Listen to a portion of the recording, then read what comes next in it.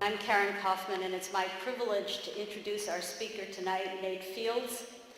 Nate comes to us under the auspices of Witness to Innocence. Witness to Innocence is an organization composed of and run by exonerated death row survivors. Witness to Innocence speakers travel across the country, sharing their experiences of horrible injustice, endurance, and exoneration, all in witness against the death penalty. Nate comes to us from Chicago, where, as I understand it, he likes working outdoors in his own landscaping business and fishing 3 seasons on Lake Michigan. He says he's not up to ice fishing yet, and he may have chosen the wrong place to come to. As you'll see in his brief bio, in 2009, Nate finally won acquittal on charges of homicide, for which he served previously 20 years, or nearly 20 years in prison, 11 of those on death row. His execution date was set twice. Fortunately, his life turned out differently. His story is one of an immense betrayal of justice, but it is also a story that speaks to us of courage, resilience, generosity of spirit, and rooted radical hope. Nate, welcome to St. Paul's, and welcome to Ithaca.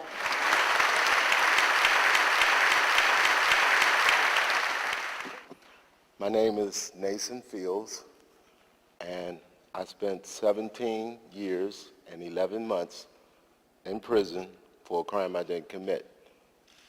11 and a half of those years was spent on Illinois' death row. I come to you to tell this story, to try to educate you about the death penalty and the perils that come along with it. My story begins in 1985. I was arrested and charged with a double murder. The police took me to the police station.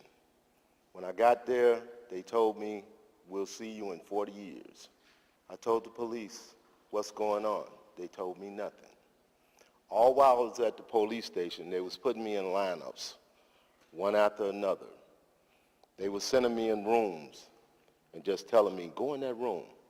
And when I go in that room, I saw somebody on a gurney that was seriously hurt, and they were looking at me. What they were doing was, they was doing a show-up lineup that pretty much was illegal in Illinois. But they was trying to get somebody to point me out the lineup. Mind you, at the time that I was arrested, I was a member of the Ithaca organization. Some call it a street gang. Without a doubt, the government was trying to smash the group, or rather the city police was. And so they was putting cases on them, regardless if they was innocent, guilty, it didn't matter.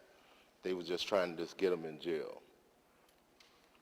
So while I was at the police station, somebody pointed me out of a lineup. The cops didn't even tell me. So when I went before the judge for arraignment, after staying at the police station for 3 days, they told me that I was charged with 2 double murders. When they told me that, I almost fainted, because the cops never told me that I was charged with anything at the police station, and I knew I hadn't did anything. They placed me before Judge Thomas Maloney.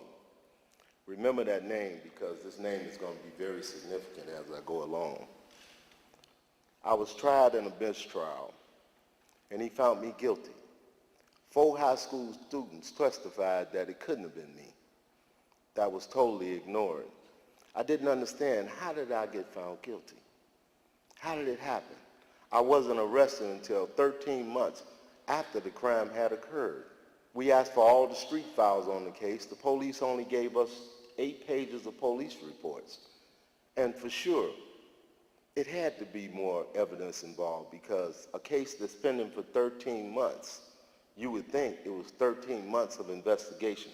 They gave me nothing. They just gave me 8 pages of police reports, all dated the very day of the crime. We went to trial. The judge found me guilty. I watched as my girlfriend, who was pregnant with my daughter, run out the courtroom screaming. I watched as my mom just sobbed in the back of the courtroom. And we went on to sentencing. I had a jury for the sentencing phase of the trial, and the jury sentenced me to death by lethal injection. From there, I went on to death row. Now, let me tell you a little bit about death row. Death row is a place where you're locked up 23 hours a day. In a week period of time, you're allowed out 5 times for 1 hour. You're allowed to go to religious service. You're allowed to go to the yard, work out, or whatever you might want to do. You're escorted around by 3 guards with leg shackles, handcuffs, chains. And you're in a cell 5 foot by 8. That's not a lot of space, but it's space enough where you can write a letter and just use the washroom, and that's about it. When I arrived on death row, when I first came in, they had a practice of when you walk in, they'll take the prisoner and they'll stand you like right in the center of the gallery downstairs. So picture 1 row of cells all down this way and another row of cells all across. Every cell was filled, and every man in those cells were sentenced to death. So when they brought me in, they stood me in the middle of the gallery, and all the guards just stopped and had me turn and face everybody that was on death row. All the prisoners, I think, was just looking down at me, just looking me over, so to speak. And I was asking myself the question, this got to be a bad dream. I can't believe this is happening. And I was looking at the guys in the cell, and I was wondering, were all of them really innocent, like me, or were they guilty? That to the side. As soon as I got to death row, it's one thing I did realize, and that was the library services were very inadequate. The books were outdated, like 10 years old. And when you're dealing with the law, you got to have fresh law coming across. You got to have fresh cases that's coming down, whereas you can shepherdize and do all of those things. If all the books are 10 years old, you don't have good stuff to fight with for your life. And I felt that was wrong. I felt that was deliberately done by the prison authorities to defeat us working with our attorneys to try to gain our freedom and save our lives. So I started filing grievances about the law library, and I encouraged other prisons to do the same. For that, the guards transferred me to the other death row in Illinois called Menard. I was at first at Pontiac. Menard was far worse. The heat gets up to 100 degrees. The cells is smaller than 5 by 8. You pretty much, you had to tip past the toilet to get to the bed. When you lay in the bed, you can throw your arm over and it'll be in the sink. I stayed at Menard, I'd say about 10 years. Yeah.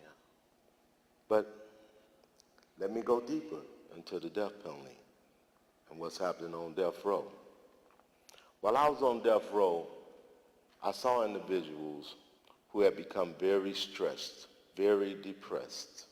I saw prisoners who they were losing their mind. When I first came in, it was prisoners giving me a notebook to write on and an ink pen and some envelopes. These very same prisoners went insane before I left. Some were running around the cell. They hadn't brushed their teeth in 12 years, hadn't combed their hair in 12, 13 years. Some hadn't took a shower. They hadn't shaved. They looked like cavemen. Some would run around the cell in the nude, just yelling and screaming, imaginary figures, talking to themselves. At night, I heard individuals screaming and hitting the wall, and I was wondering, what was they screaming about? In the middle of the night, somebody that's go to hitting the wall like, very hard, boom, boom, boom, boom. And I'm like, what's going on? And the guys tell me, you better get used to it because one day you might be doing it. I said, no, I'm innocent. I'm not going to do that. I'm innocent. And I'm going to try to do what I can to stop them from doing it because that ain't the way to get out. But inmates lost their mind. Some who had helped me, some who had encouraged me, and it was so painful, despite the fact that most of these men were guilty. They did their crime. But the fact that they tried to help me, and I see them, that they had lost their mind and gone insane, it really pained me. It pained me. While I was on death row, I saw many individuals die. And they didn't die from the needle, the executioner's needle. They died from lack of medical care. Many individuals that I befriended, because they couldn't get their medication, because the guards took their time in bringing it to them, because the guards took it lightly when they told them they were sick, they died. I want to share some of these stories with you about some of these men. One man, Frank Bounds.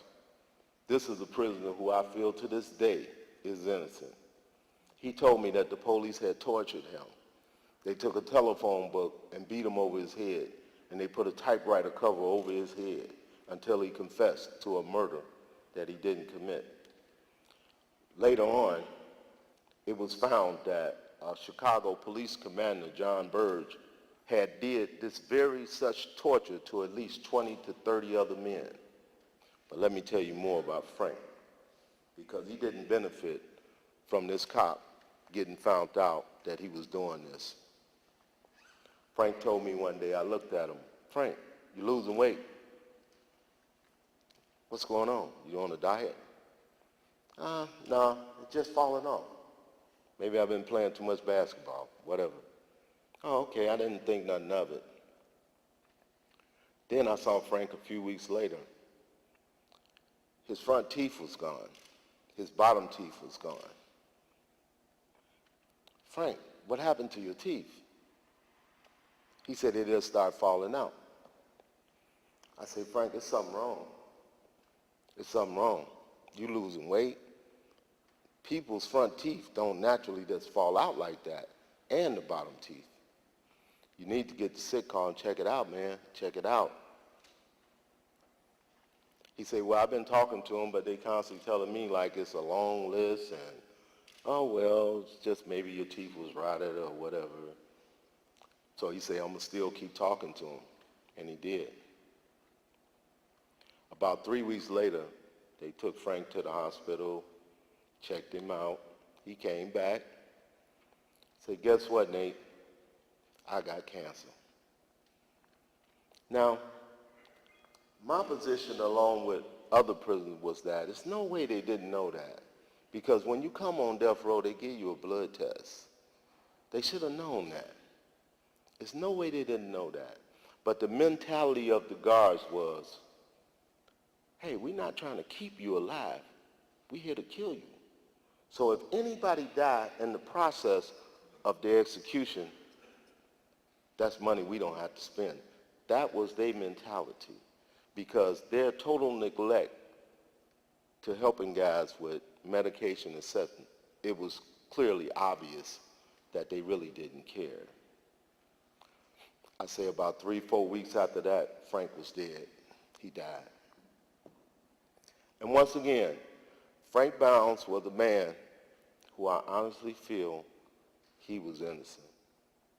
The very cop, the very torture that he said he endured, it was a police commander in Chicago, John Burge. He was found guilty of doing that very thing to 20 other men.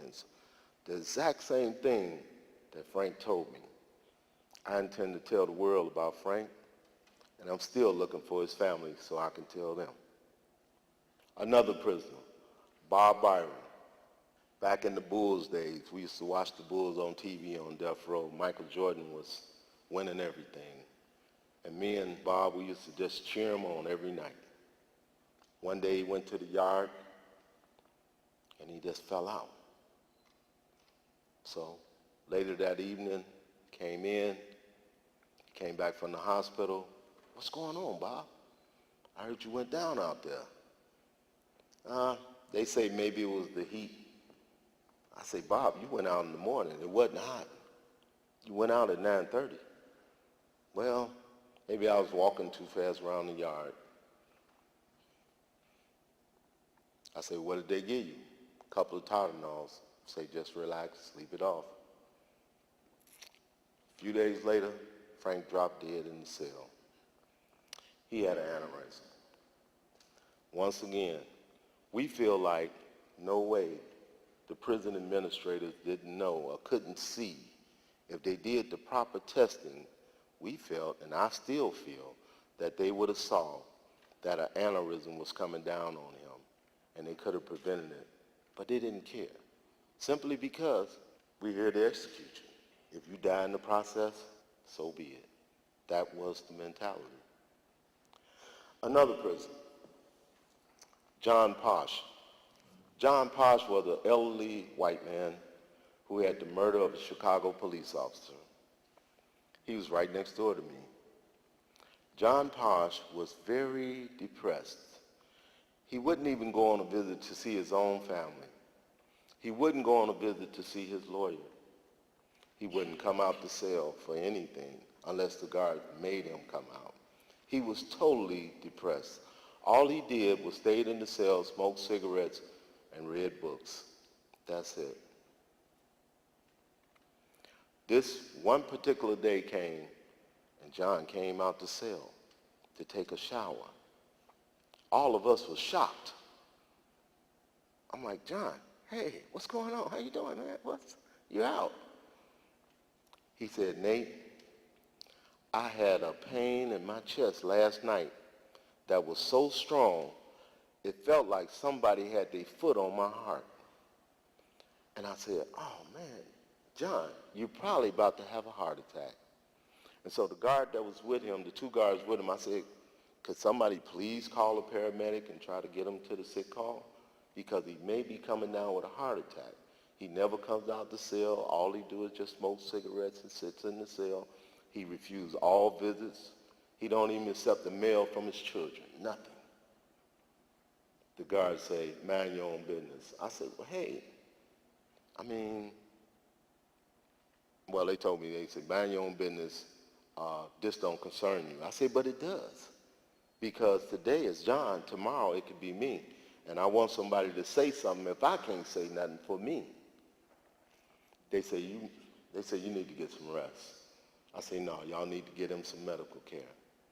So they ignored me, and they took John to the shower and brought him back.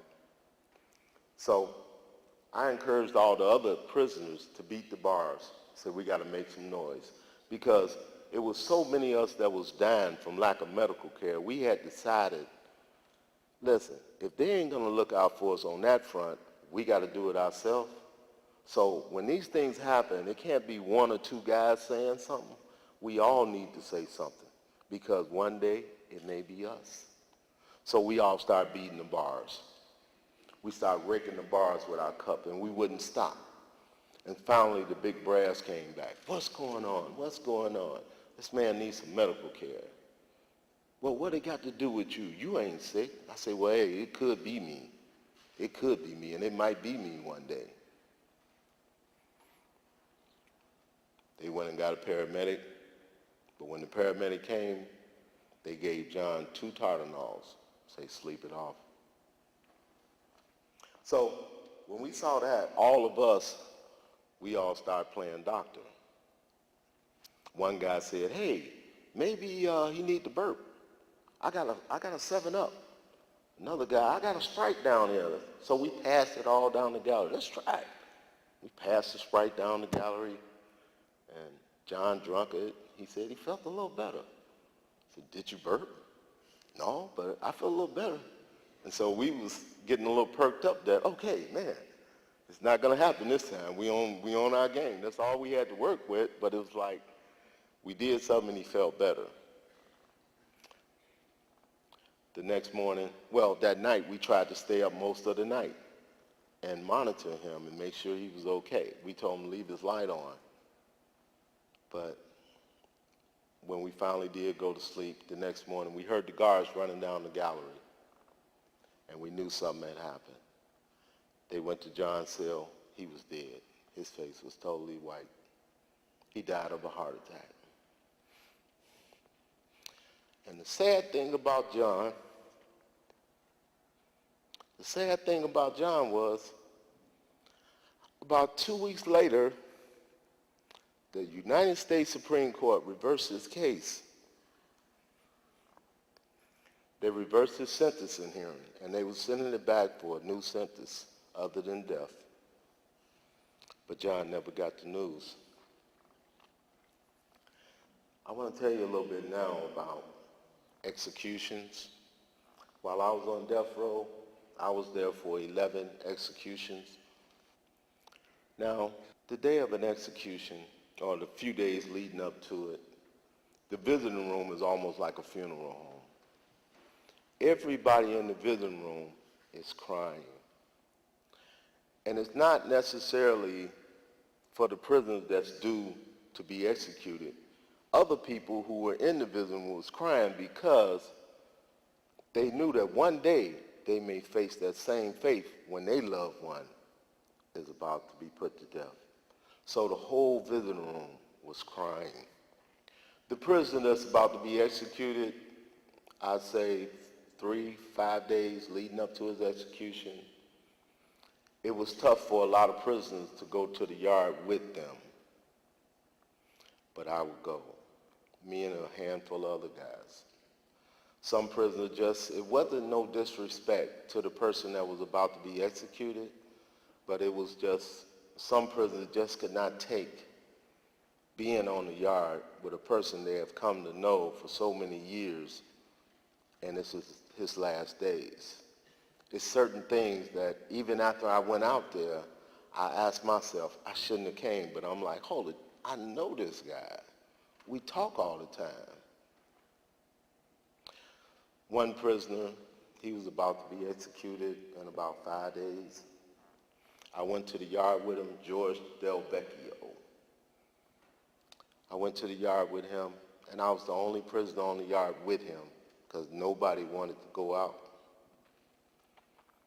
And I just went with the flow of whatever he wanted to talk about. When I shook his hand, hey, George, his hand was shaking like this, and he couldn't stop it. I didn't say anything about it. I just acted like I didn't see it, and I held his hand anyway, and I embraced him. But it's things like that that cause some of us not to go to the yard with individuals that was about to be executed leading up to their execution. But once again, I always went. I tried to encourage other prisoners to go. One of my best friends, Ray Stewart, was put to death. And once again, the guards didn't want us to go out to the yard. This was one day before his execution. They didn't want us to go to the yard.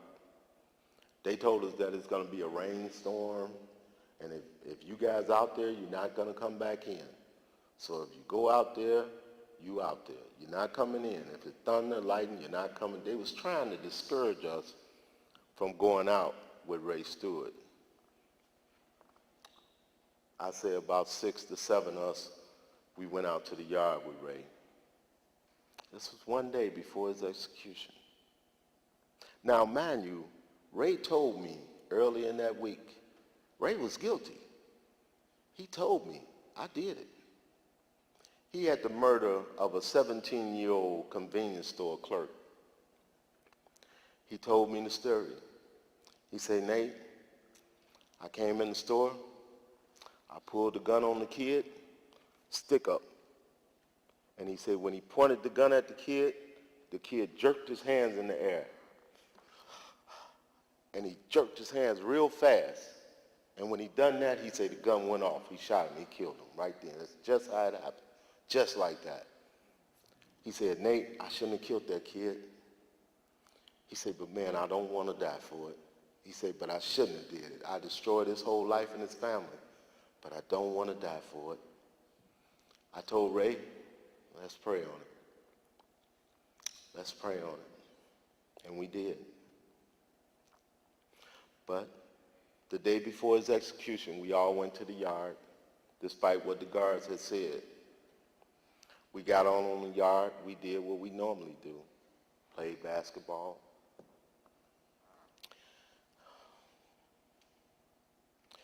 But in this game, it was kind of different than other times because Ray, it seemed as if he couldn't miss a basket. Every shot that he took, he made. Every layup, he was just making all the baskets. He was looking like Michael Jordan. And suddenly he stopped. He said, wait, stop right there. Hold it. I know what y'all doing. And he looked at me, Nate, I know what y'all doing. Y'all know what's going to happen tomorrow. And you're feeling sorry for me. And I just smiled. I said, Ray, we just wanted you to have a good time, man. That's all.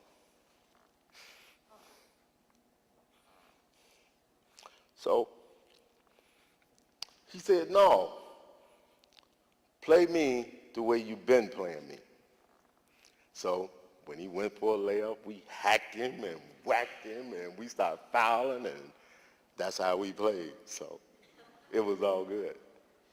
We had a nice day on the yard. But suddenly the rain did come, and it was just pouring down.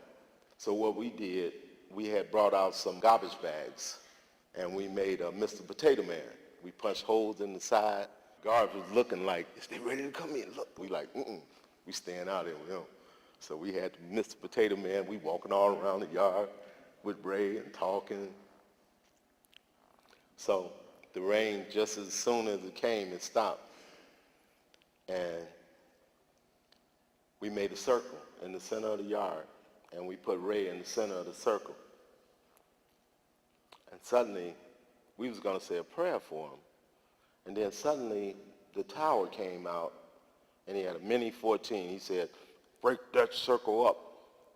So we was like, whoa, they never done that before.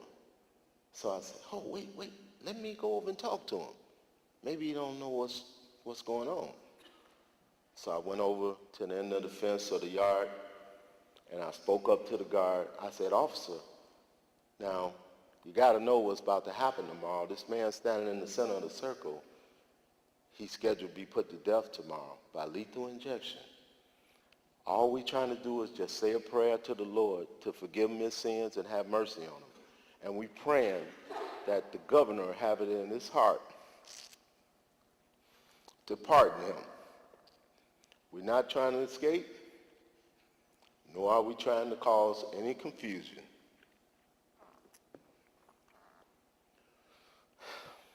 The guard was steadfast. He said, break that circle up. When I saw he had no understanding, what are we going to do? We can't even pray. I went back to the circle. We held hands and we prayed. Said, he's going to kill us all. He's going to shoot every one of us because we're going to pray. And we did. He didn't shoot. And the next day was the day that they was going to come and get Ray. And when they come to get us, they take us to this prison called Stateville Prison in the northern part of the state where they put us to death. They come with a helicopter, call it the bird of death, because every time we hear it, we know what's about to happen. And the helicopter came and they locked the entire prison up. And guards outside of the building had pump shotguns, and they set the helicopter right in the middle of the yard, right outside, right where we can see it through the window. And it's guards with shotguns and the whole get up. The wardens and all the brass came down the gallery with chains and jumpsuit, and they came to Ray's cell, and they told Ray, per order of the state of Illinois, you are to be put to death by lethal injection for the murder of such and such, such and such. They said, don't try to resist. It'll only work against you. Ran the whole riot act down to him. Gave him a jumpsuit. Put the jumpsuit on. They let Ray out the cell. All the guards held him tightly, both arms.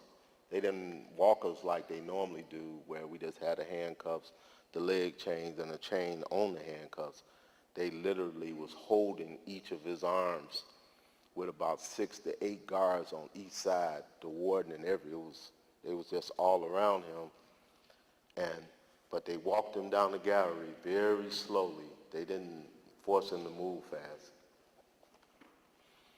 So, Ray came past my cell. I looked at Ray. He looked at me. I couldn't say anything. I didn't know what to say. So we just nodded. So they took Ray off the unit. And so later that night, we would all just look at the TV and wait to try to hear if it happened or it didn't happen. And they normally do the execution like around 12:05, 12:09 a.m. in the morning. And so we all stayed up. And so we was waiting to see if maybe the governor might have intervened and stopped it. So it came across the news. Today, Illinois had its such and such execution. Ray Stewart was put to death by lethal injection, and he becomes Illinois', I think he was the 9th prisoner that was executed. When we got the news, everybody was quiet, myself included. And the Christians, they said the Lord's Prayer. The Muslim, they said the Muslim prayer. And after that, it was this one prisoner. I don't know how he did it to this day. He would erect a banjo. I don't know how he done it. He would put together a banjo the night of the execution, and he would play this song that all of us would just stand still and just wait to hear it. And it's one of the most beautiful songs and the most fitting song for that type of situation. And after that, he would dismantle it. So he sung this song. He played it, rather. And we all listened. That day of the execution, after it's done, we really tried to stay out of the guard's face. Some of us would refuse our food in protest of what they had done. Some of us would not go to the yard. Well, most of us would not go to the yard or the wreck, because we wanted them to know, the administration to know, that we didn't agree with what they did. Once again, I bear witness to this 11 times of 11 different individuals. Once again, mind you, it's one that I felt was innocent. His name was Gervis Davis, and I'm going to tell you this story about him because I saw a movie since I've been home that reminded me so much of him, a movie called The Green Mile. This prisoner, he came to jail, a black man, 18 years old. He was charged with the murder of an elderly white man in southern Illinois. He could not read, he could not write.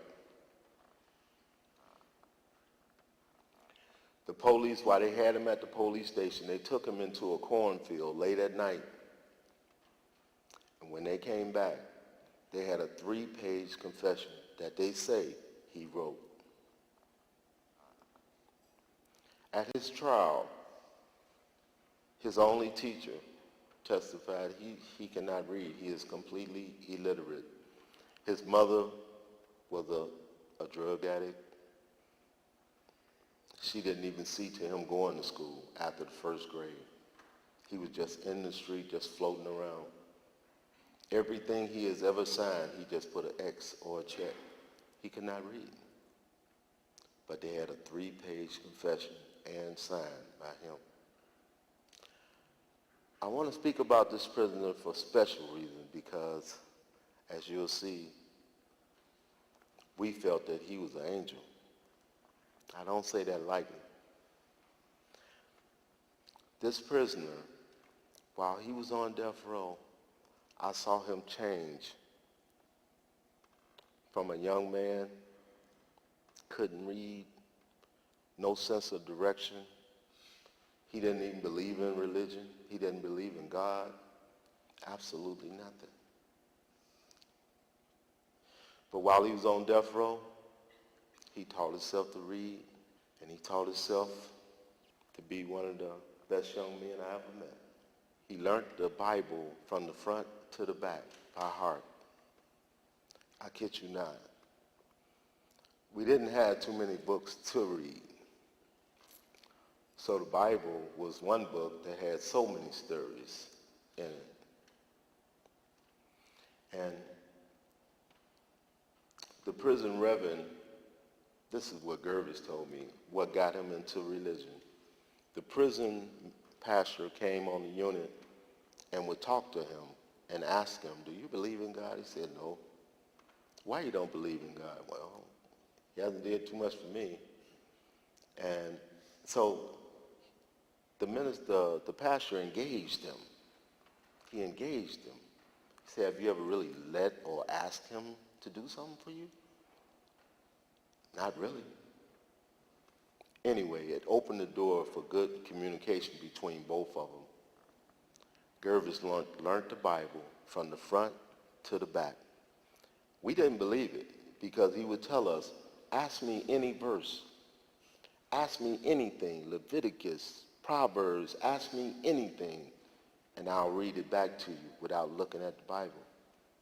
We didn't believe him. We started asking him questions. It was about 4 or 5 of us on the gallery. We was just talking, and we'd ask him, Proverbs, verse so-and-so, and he'll read it right back. We'll say Leviticus 14, this, that. He'll read it right back. You got to be looking in your book. We asked one of the guards to go and stand in front of his cell to see, is he reading something? Is he got the Bible there? The guard stood in front of his cell. We asked him a series of verses. He said every single one of them perfectly. The guard said he is not reading anything. He don't have anything in front of him.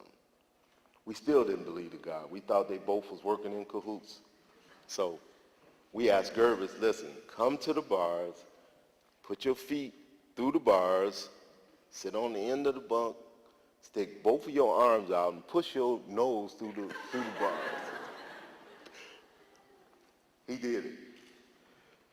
And so we started asking him questions then where we knew he couldn't see. He answered every single question that we asked him about the Bible.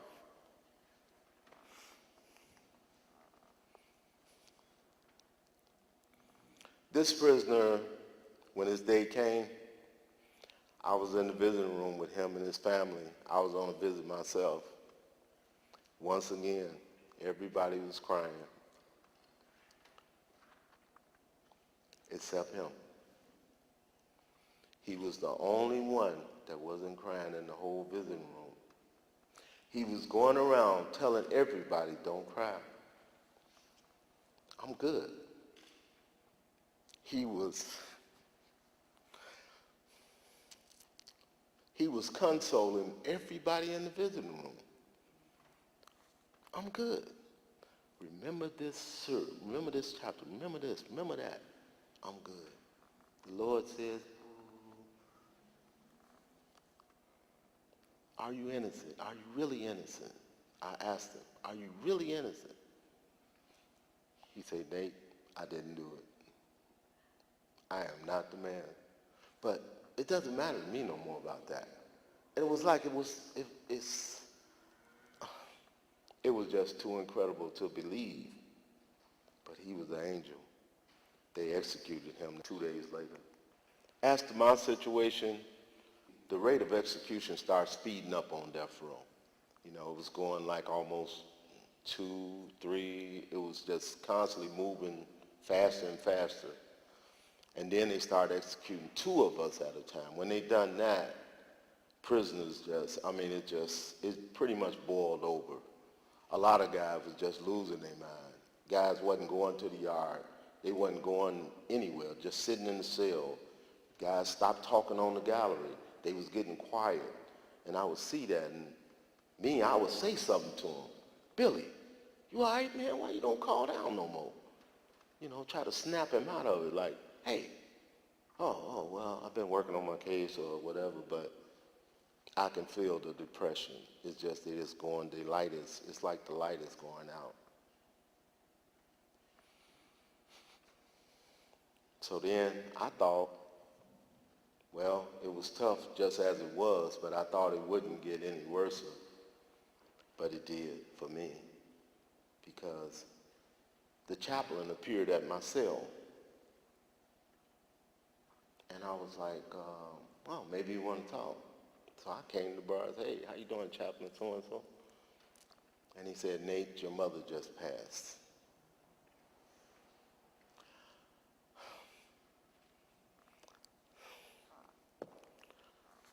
My mother,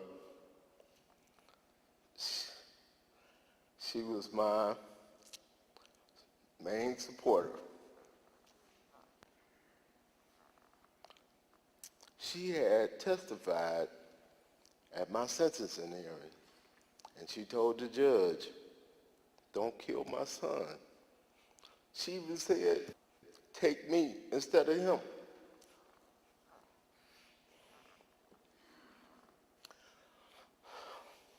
She would always tell me, while I was on death row, nothing lasts forever. Say, son, remember that. Okay, Mom, I remember. So when they told me the news that my mother had passed,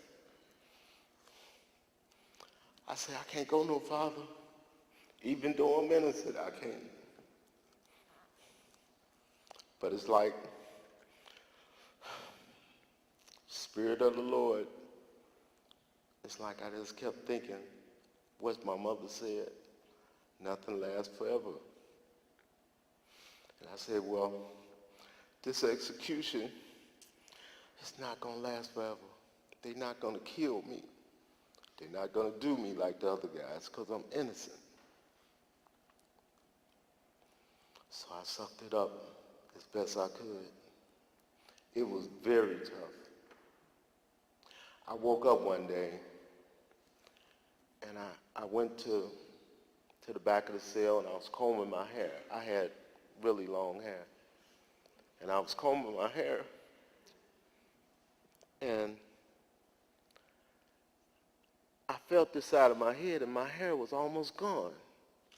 It had thinned all out. And I knew what it was. I was just worrying. I was worried because I didn't know if I could make it without my mother. And it was just getting so difficult. They denied my appeal on direct appeal, and they set my execution date for January 1990. When they done that,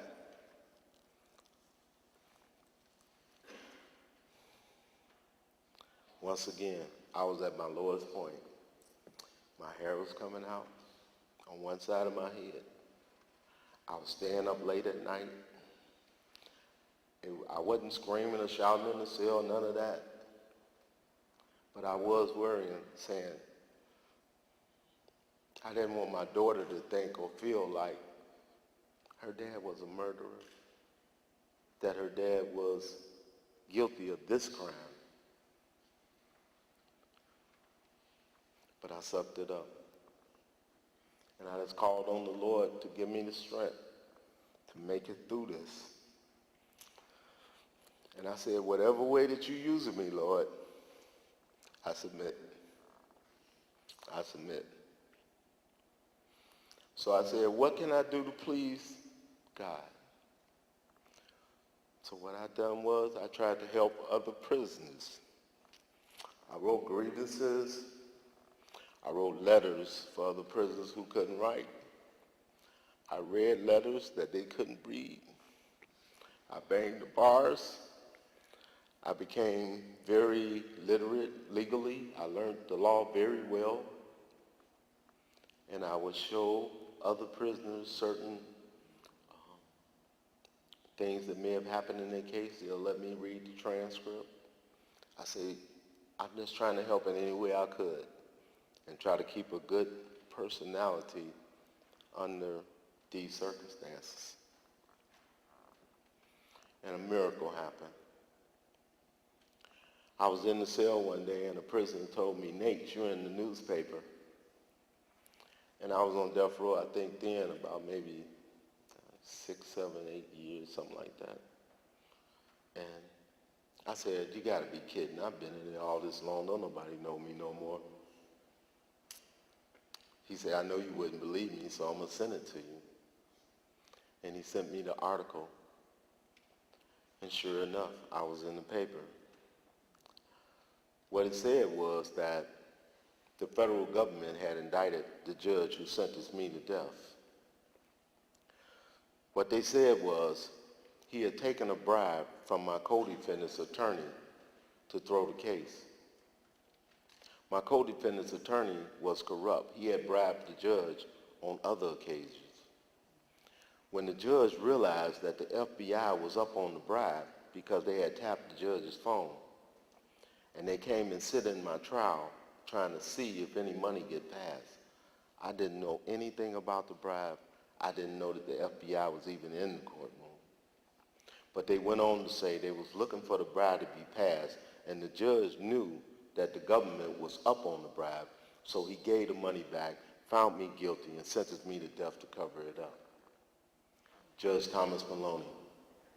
He was convicted in 1993 and sentenced to 15 years in prison for doing this. The judge, in essence, he duped the entire Illinois Supreme Court. He duped the entire United States Supreme Court, who all upheld my execution. That set the mechanics for me to get a new trial. Despite all of this happening, the state did not voluntarily give me a new trial, something that any right-minded prosecutor would do. They didn't do that. They continued to say that I was guilty and that I still can be executed. Of course, the Illinois Supreme Court threw all of that out and said nothing could be further from the truth. If the judge ain't right, ain't nothing right. And they gave me a new trial. When I came back for the new trial, they had me at the Cook County Jail in Chicago, and I was continually doing what I do, help prisoners. There was a lot of young prisoners there, and they would complain about conditions, and I taught them about the grievance. File a grievance. If you file enough grievance, something will happen. Just keep filing the grievance. And I showed them how to write the grievances. Once again, just like on death row, the guards didn't like it. One day they came on the unit and they beat a 19-year-old kid up, and I was beating my bars saying, get off of him. It was about 20 guards beating one kid. And I'm like, get off of him. You're gonna kill him. He can't breathe. He's screaming, I can't breathe. The guards came to my cell and said, if you don't shut up, we're gonna pull you out here and do you the same way.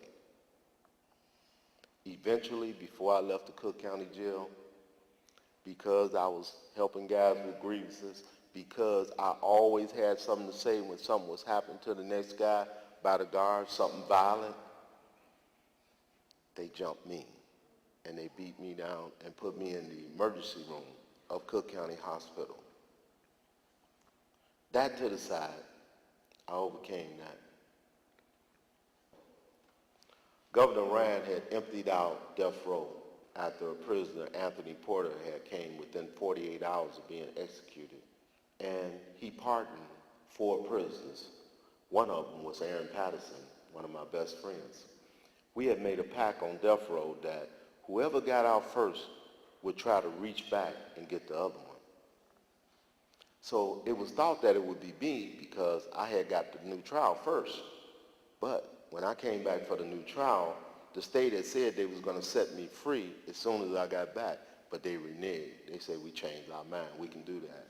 And they gave me $1 million bond, which I couldn't make. So when they let my friend out, the governor, we made a pact, whoever get out first will try to reach for the other one. He got his state compensation, $199,000, and he immediately came down to the Cook County Jail and bonded me out for $1 million bond. That was a really beautiful moment because both of us was innocent on death row. And it took another exonerated death row prisoner to reach for me. When the guards told me I was bonded out, I was like, okay.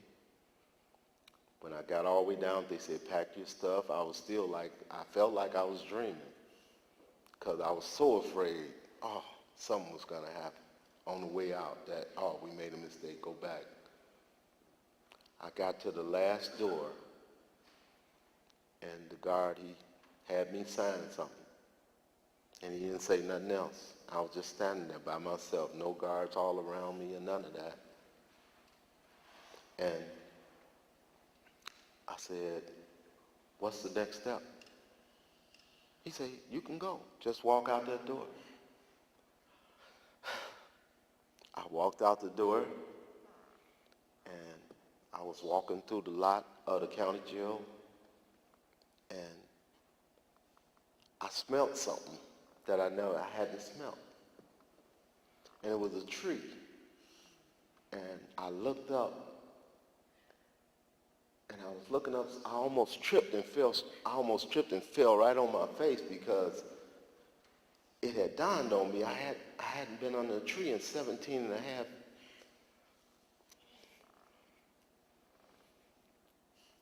So I almost fell because I hadn't been under a tree in so long, I had forgot what it was like. So I almost fell. And I was still kind of used to the guards escorting me around. So I regained my balance, and I walked into the little street area, and I walked out. And then all the press met me and whatnot. After I was set free, it was a lot of things I had to learn all over again like a child. I couldn't even cross the street. Mind you, I was very fit on death row. I worked out on the yard. We would be in the cell doing push-ups, counting them off, just doing stuff, staying in good shape. I never smoked cigarettes, no drugs, no women. So I was pretty much just on the rocks, on ice. So I couldn't really cross the street, and I didn't realize it until I realized it. My timing was off. I look at the cars. I wasn't used to cars being right here. So what I did, after the first car almost hit me, I tried to keep my little nephews with me because I stayed with my sister's house. And my little nephews was like 8, 9 years old. They didn't know. They're older now, and I told them, but they was like my eyes.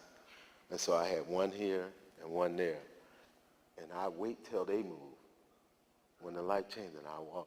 I didn't want them to know that I couldn't do it. After that, I represented myself on my certificate of innocence. Certificate of innocence is a legal document declaring legally you are innocent. I represented myself on my certificate of innocence hearing before the very prosecutors who was trying to put me back on death row, and I won and gained my own exoneration. That's never happened before. Praise the Lord. After that, I filed one of the largest lawsuits in Illinois' history against the prosecutors and the police who framed me up and set the stage for me to be in front of this corrupt judge. That lawsuit is still pending. The next thing is that I would like to share with you guys. the death penalty itself. After I was released and exonerated, I hooked up with a group called Witness to Innocence. Witness to Innocence is a group of exonerated death row prisoners from across the nation who come together to tell their story across the nation and abroad in other lands, to try to educate people and tell people about the intricacies of the death penalty and what we went through here in the United States on death row. At this current time, I am a board member of Witness to Innocence, and I'm the chairman of the Federal Compensation Committee. I'll tell you a little bit about that in a minute. Our position, which is really my position, the death penalty is not good for the citizens of the United States because of one factor. You don't have to go no farther than the human factor. This is what I tell everybody, everywhere I go, the human factor. We all make mistakes. It is undeniable that everybody in this room has made some form of a mistake in their lifetime because none of us are perfect. When you're dealing with the death penalty, it's a penalty that it is no room for a mistake. It is not no room for an error. We see it all the time in a baseball game. The guy slides into second base, he's out. That guy can go to the dugout. On further review, he really was safe. He can come back out the dugout. But with the death penalty, you can't come back. You can't bring a man back from the graveyard. We all make mistakes. We must come to grip to it. There has been 138 death row exonerees across the nation. You would think, when you look at Toyota, when they had a malfunction in some of their vehicles, they did a total recall, shut down everything. You would think 138 times that people was put in harm's way who did not do the crime. It is only through the grace of God that they made it through that. You would think that we would say, shut it down. That's it. Because one life that's lost innocent is too many. Because that one life, it shakes the throne of God. He feels it. So we can't be concerned with numbers. None of that. But that's not happening here. So we, the members of Witness to Innocence, we're here to inform, we're here to teach, we're here to educate you, the citizens of this great state, this great country, what the death penalty is really about. Today, it was me, Nathan Fields, who almost lost my life. Tomorrow, it can be either one of you. It can be either one of your children, your sister, your brother.